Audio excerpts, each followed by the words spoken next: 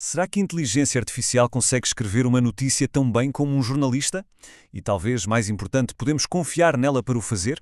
Estas são as grandes questões do momento. E um novo relatório do Instituto Reuters dá-nos umas pistas fascinantes sobre o que é que o público anda a pensar. Vamos a isso. E pronto, a pergunta é mesmo esta. Está no centro de tudo. É simples, é direta e, vamos ser honestos, é um bocado desconfortável. Deve um robô escrever as notícias?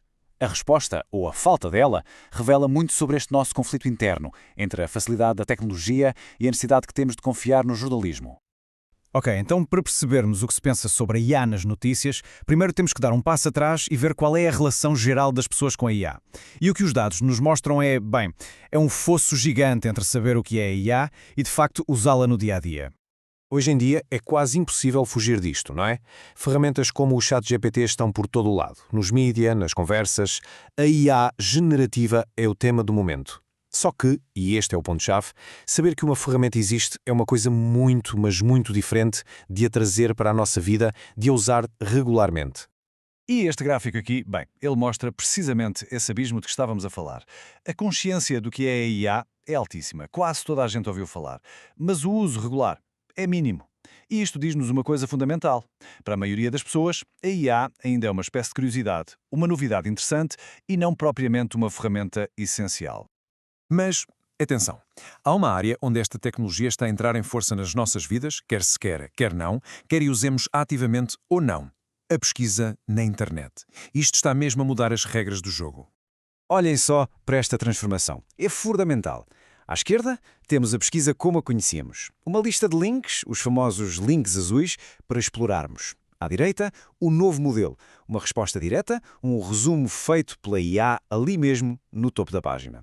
Basicamente, passamos de ter um guia que nos apontava caminhos para ter um oráculo que nos dá a resposta. Claro que isto levanta uma questão essencial, não é?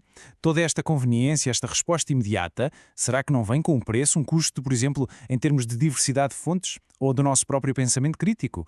E, claro, da fiabilidade da informação que recebemos?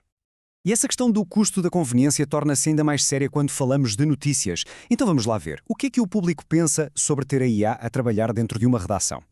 O relatório mostra uma coisa curiosa. As pessoas parecem estar relativamente à vontade com a IA a fazer o trabalho de bastidores. Sabem coisas como resumir artigos muito longos, transcrever entrevistas, que é um trabalho super moroso, ou até ajudar a criar gráficos a partir de dados. Basicamente tarefas que ajudam o jornalista, mas não o substituem.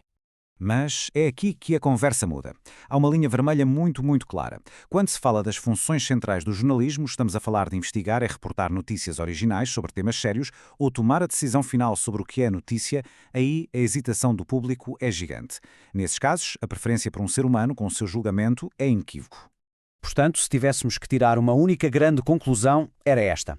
Os dados não enganam. As pessoas querem um ser humano ao leme do jornalismo. A IA pode ser uma ferramenta fantástica, super útil, mas a decisão final, a responsabilidade editorial, essa tem de ser humana. Mas fica a pergunta, este ceticismo é só em relação ao jornalismo? Ou será que é uma desconfiança mais geral? Como é que as pessoas olham para o papel da IA noutras áreas importantes da sociedade?